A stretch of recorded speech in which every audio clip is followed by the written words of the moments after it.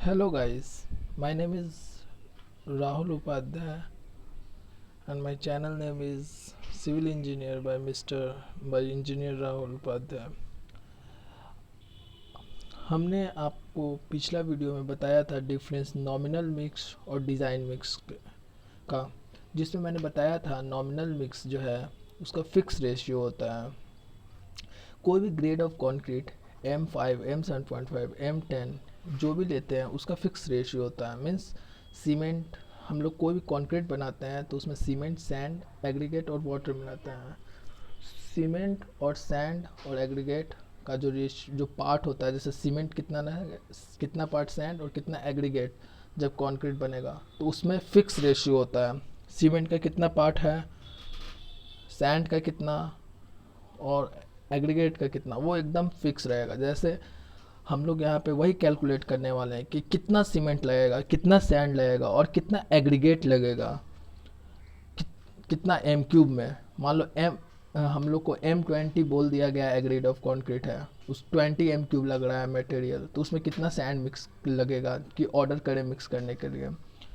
तो हम लोग यहाँ तो सीखेंगे M20 का लेकर, लेकिन आप लोग किसी भी ग्रेड ऑफ कंक्रीट का आप निकाल सकते हो। M20 का रेशियो फिक्स होता है। जैसे आप देख सकते हो M20 यहाँ पे सारा ग्रेड ऑफ कंक्रीट है, इसमें सारा पार्ट है। जैसे M5 1:5:10 मीन्स एक पार्ट है जो सीमेंट है, 5 पार्ट है जो सैंड है और 10 पार्ट जो है वो एग्रीगेट है। मीन्स टोटल जो है वो 1+5+10 मीन्स 16, जिसमें आपका 16 पार्ट में एक पार्ट सीमेंट लग रहा है, 5 पार्ट सैंड लग रहा है और 10 पार्ट एग्रीगेट लग रहा है। तो आप किसी, मैं एक का सिखाऊंगा, आप किसी का भी निकाल सकते हो सेम उसी तरह का। आपका रेशियो याद रहना चाहिए, आप उसी तरह का निकाल सकते हो। तो यहाँ M20 लेकर चल रहे हैं। और एक चीज़ और, M20 में आप M जान लो क्यों है। M है मिक्स, मीन्स हम लोग सैंड सीमेंट एग्रीगेट मिक्स करके हम लोग कंक्रीट बनाते हैं। मीन्स हम लोग कोई भी जब ढलाई करते हैं तो मसाला बनाते हैं, वो तीनों को मिक्स करके बनाते हैं, सीमेंट सैंड एग्रीगेट। तो वही रिप्रेजेंट करता है, M is a mix. And 20 represent करता है स्ट्रेंथ, जो कि characteristic strength of the cube at 28 days. Okay, तो 20 मेगा पास्कल कॉम्प्रेसिव स्ट्रेंथ है क्यूब का 28 दिन पे जो स्ट्रेंथ आता है हम लोग को वो। ठीक है, तो हम लोग M20 का लेकर चल रहे हैं। तो यहाँ सबसे पहले आप कैलकुलेशन देखो। M20 का रेशियो क्या होता है, 1:1.5 3।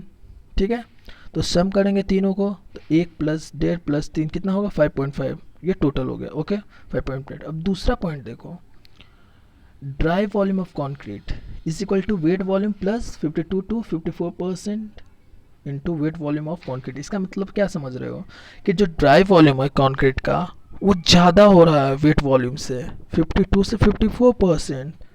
तो हम लोग कोई भी कैलकुलेशन निकालेंगे, मान लो आप सीमेंट ऑर्डर किए तो सीमेंट दुकान से कैसे मिलता है, वेट या ड्राई मिलता है, सैंड भी एग्रीगेट भी। तो हम लोग कैलकुलेशन जो करेंगे वो तो ड्राई वॉल्यूम का करेंगे। लेकिन जो जब हम लोग साइड पे काम करते हैं तो हम लोग मसाला बनाकर पोर करते हैं कोई भी शटरिंग या सेटरिंग में, तो वो वेट रहता है। तो वेट कंडीशन में क्या होता है, वॉल्यूम थोड़ा घट जाता है। ठीक है, वॉल्यूम कम हो जाता है। ओके, तो वेट में कम हो जाता है और ड्राई में ज़्यादा रहता है। तो ड्राई में कितना ज़्यादा रहता है, तो 52 से 54%। ठीक है, तो ज़्यादा रहता है 52। तो हम लोग वेट वॉल्यूम जो निकालेंगे ना उसमें 1.52 से मल्टीप्लाई कर देंगे या 1.54 से। ठीक है, वेट वॉल्यूम को मल्टीप्लाई कर देंगे ये कन्वर्जन फैक्टर से 1.52 या 1.54 से ड्राई वॉल्यूम निकालने के लिए। और हम लोग तो हमेशा वेट वॉल्यूम ही कैलकुलेशन करेंगे। ड्राइंग में दिया रहेगा ये बीम कॉलम कुछ भी, उसका लेंथ विड्थ और डेप्थ तीनों को मल्टीप्लाई करेंगे तो वॉल्यूम आएगा। तो जो हम लोग बीम ढलाई करेंगे, कास्टिंग करेंगे, तो वो बीम का तो हम लोग उसमें वेट कंक्रीट डाल रहे हैं, इसलिए हम लोग उसमें कितना लगेगा वो वॉल्यूम वेट कंक्रीट हम लोग निकालेंगे। ड्राइंग से जो डायमेंशन दिया रहेगा उससे तो वेट वॉल्यूम निकालेंगे और उस वॉल्यूम को मल्टीप्लाई कर देंगे, कितना परसेंट ज़्यादा होता है ड्राई वॉल्यूम उससे, तो हमारा ड्राई वॉल्यूम निकल जाएगा कोई भी इंग्रेडिएंट का। तो ड्राई आप देख सकते हो, दूसरा पॉइंट जो है वो और क्लियर हो जाएगा। आप ये स्लाइड को समझो, ओके, कि आपका जो इंक्रीज हो रहा है वो क्यों हो रहा है। देखो, converting the wet volume of concrete to dry volume of material mix we multiply by 1.52 to 1.54, ठीक है। वेट वॉल्यूम निकालने के लिए ड्राई वॉल्यूम निकालने के लिए वेट वॉल्यूम को मल्टीप्लाई करते हैं 1.52 से और 1.54। क्यों? ड्राई वॉल्यूम हमेशा ज़्यादा होता है, तो इसलिए हम लोग हमेशा मल्टीप्लाई करते हैं ज़्यादा 52% बढ़ाकर। क्यों? क्योंकि आप ये लिखा हुआ है इसमें, आप पढ़ लेना, मैं आपको समझा देता हूँ, ठीक है। जो सैंड होता है वो पार्टिकल्स होते हैं, एग्रीगेट पार्टिकल्स, बहुत सारे गिट्टी हैं, चिप्स हैं, जिसको हम लोग एग्रीगेट कहते हैं कोर्स। मान लो वो सब पार्ट 10-15 गिट्टी है, तो उसके बीच में गैप होंगे जिसको वॉइड कहते हैं टेक्निकल भाषा में, ठीक है। तो वो जो गैप होते हैं जिसके कारण उसका वॉल्यूम ज़्यादा होंगे, ठीक है।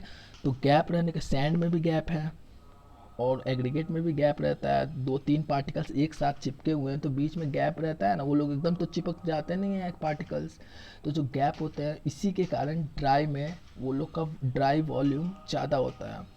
और जब पानी मिलाते हैं तो उसका वॉल्यूम घट जाता है। तो वही फाइन एग्रीगेट जो सैंड है उसमें भी वॉइड रहते हैं जो कि 20% के आसपास रहते हैं, और जो कोर्स एग्रीगेट हैं मतलब गिट्टी, उसमें भी रहते हैं 30 से 35% तक। तो टोटल हम लोग 52 से 54% मान कर चलते हैं कि जो ड्राई वॉल्यूम है उसमें वॉइड प्रेजेंट है। इसलिए हम लोग ड्राई वॉल्यूम हमेशा ज़्यादा एज्यूम करते हैं 1 इसलिए वेट वॉल्यूम से मल्टीप्लाई कर देते हैं 1.54 और 1.52 से मल्टीप्लाई कर देते हैं तो ड्राई वॉल्यूम निकल जाता है, ठीक है। तो इसीलिए ये दूसरा पॉइंट यही कहता है। तो अब चलो कैलकुलेशन मेनली चलते हैं, स्टार्ट करते हैं। तो हम लोग एज्यूम करके चलते हैं कि हमारे पास मटेरियल है 1m³, ठीक है, 1m³, ओके। अगर 20m³ रहेगा टोटल RCC निकालना तो 20 से मल्टीप्लाई, सीमेंट जितना आएगा उसको 20 से मल्टीप्लाई कर देंगे, 15m³ रहेगा 15 से मल्टीप्लाई कर देंगे, और 1m³ मतलब 1m³ volume, length into breadth into height निकालेंगे, डायमेंशन जो दिया रहेगा ड्राइंग में या कहीं भी, हमारा कोई भी कॉलम का निकालना है तो लेंथ इंटू ब्रेथ इंटू जितना हाइट है वो मल्टीप्लाई कर देंगे, तो हमारा वॉल्यूम निकल जाएगा वेट वॉल्यूम, और उसको मल्टीप्लाई कर देंगे 1.54 से तो ड्राई वॉल्यूम निकल जाएगा। तो आप एज्यूम 1m³ मीटर। अब देखो चौथा पॉइंट, देखो ड्राई वॉल्यूम ऑफ सीमेंट। हाँ, तो सीमेंट का पार्ट कितना है? आप M20 में 1/3 एक है सीमेंट का पार्ट, तो यहाँ सीमेंट निकाल रहे हो तो 1 डिवाइडेड बाई टोटल कितना पार्ट में 1 है, तो टोटल 5.5 आया था, तीनों को ऐड करो 1 1/3 5.5, तो सीमेंट का part divided by total part, तो और मल्टीप्लाई करेंगे क्योंकि हम लोग ड्राई वॉल्यूम निकाल रहे हैं, तो मल्टीप्लाई ड्राई वॉल्यूम हमसे ज़्यादा होता है, कितना परसेंट वो बताया आपको, तो 1.54 से इसलिए मल्टीप्लाई किए तो 0.28 क्यूबिक मीटर आ गया। लेकिन हम लोग जो सीमेंट ऑर्डर करते हैं वो सीमेंट ऑर्डर तो वॉल्यूम पे करते नहीं है, वो तो सीमेंट तो बैग में आता है ना, सीमेंट बैग बोरियों में आती है, तो एक बैग का वजन होता है वो 50 केजी होता है, तो हम लोग को केजी में निकालना होगा सीमेंट, यहाँ तो वॉल्यूम में निकालें तो वेट में निकालना होगा, तो वेट इज इक्वल टू क्या होता है, डेंसिटी इनटू वॉल्यूम, तो हमने तो वॉल्यूम निकाल लिया 0.28 जिसको डेंसिटी, तो सीमेंट ऑफ डेंसिटी क्या होता है 1440 केजी पर क्यूबिक मीटर, तो डेंसिटी से मल्टीप्लाई कर दो, तो पांचवा पॉइंट में आप देख सकते हो डेंसिटी इनटू वॉल्यूम, तो 403 केजी वेट आ गया। अब टोटल तो 403 केजी आया, 403 केजी, लेकिन हमें तो बैग में ऑर्डर करना होता है तो लोग नंबर ऑफ बैग निकाल लेंगे, तो 403 को डिवाइड कर देंगे, एक बैग का वजन होता है 50 केजी, तो डिवाइड कर दो 50 से, तो टोटल बैग आ जाएंगे, तो टोटल 8 बैग आ गए। अब यहाँ एक m³ लेकर चल रहा है, मान लो 20 m³ हमारा कॉन्क्रीट रहता तो कितना आएगा, तो 20 से मल्टीप्लाई कर दो 8 से तो 80 बैग आ जाएंगे, हम यहाँ एक m³ लेकर चल रहे हैं, ठीक है। अब दूसरा सैंड का कैलकुलेशन कर लो। सैंड का क्या होता है, सैंड का पार्ट क्या था 1/3, तो 1.5 सैंड का पार्ट था, तो 1.5 डिवाइडेड बाई टोटल पार्ट 5.5, ठीक है, इनटू फिर वही आपको ड्राई वॉल्यूम में निकाल रहे हो, क्योंकि सैंड ड्राई में हम लोग ऑर्डर करते हैं, ड्राई वो तो ड्राई में आता है और उसमें वॉइड रहता है, आपको बताया तो 1.54 से मल्टीप्लाई कर दो तो आपको ड्राई वॉल्यूम ऑफ सैंड आ जाएगा जो कि 0.42 आया cubic metre. Similarly volume of aggregate भी 1.3, तीसरा 3 divided by total ratio, sum of the ratio 1 plus 1.5 plus 5.5 means 5.5, 1.3 तीनों को जोड़ेंगे तो 5.5, तो 3 डिवाइडेड बाय 5.5 फिर मल्टीप्लाई कर दो तो 0.884 क्यूबिक मीटर आ गया volume of aggregate, dry volume of aggregate. ठीक है, अब देखो सैंड तो बोरिया में करते हैं तो 50 केजी एक बोरिया का वजन होता है, टोटल केजी निकाल कर हम लोग 50 केजी से डिवाइड कर दिए, नंबर ऑफ बैग आ गया। Volume of sand cubic metre में निकाल लिए, लेकिन कभी भी हमेशा साइड पे क्यूबिक फीट में आता है। ठीक है, तो क्यूबिक फीट में करने के लिए आप मल्टीप्लाई कर दो, एक एम क्यूब में कितना क्यूबिक फीट होता है, एक एम क्यूब में 35.31 क्यूबिक फीट होता है। तो अब 0.42 क्यूबिक मीटर आया सैंड का, तो इसमें मल्टीप्लाई कर दो 35.31, तो उतना क्यूबिक फीट आ गया, बस उतना ऑर्डर कर दो। जितना क्यूबिक फीट आया वो एक एम क्यूब का आया, 20 एम क्यूब लग रहा है तो और 20 से मल्टीप्लाई कर दो। ठीक है, तो हाँ, in this video we have explained the calculation of cement, sand and aggregate as per nominal mix ratio after M20 design mix is applicable। Means M20 तक तो हम लोग कैलकुलेशन करते हैं जितना रेशियो दिया हुआ नॉमिनल मिक्स से, लेकिन इसके बाद जो आते हैं जो हाई स्ट्रेंथ कॉन्क्रीट हुए हैं, ऑर्डिनरी कॉन्क्रीट हुए हैं, M30, M35, M30, 40, 50, ये सब हम लोग नॉमिनल मिक्स नहीं कर सकते हैं खुद से हैंड मिक्स करके और ये कैलकुलेशन निकाल के, इसके लिए डिज़ाइन मिक्स ही एप्लीकेबल है। ओके, ये सारे जो पॉइंट दे रखे हैं 5, ये बहुत इंपॉर्टेंट है, इंटरव्यू क्वेश्चंस बन सकते हैं इससे, और ये बहुत कम जगह आप लोगों को मिलेगा जो लास्ट का 2 पॉइंट है वो। ठीक है, दूसरा 1 क्यूबिक मीटर आपको बताया मैंने, 1 क्यूबिक मीटर में आपका 35.315 क्यूबिक फीट होता है। वेट ऑफ सीमेंट बैग बताया, एक सीमेंट बैग का जो वज़न होता है वो 50 केजी होता है। हाँ, ये 2 पॉइंट जो लास्ट का है ये बहुत इंपॉर्टेंट है, ये आपको बहुत कम जगह मिलेंगे।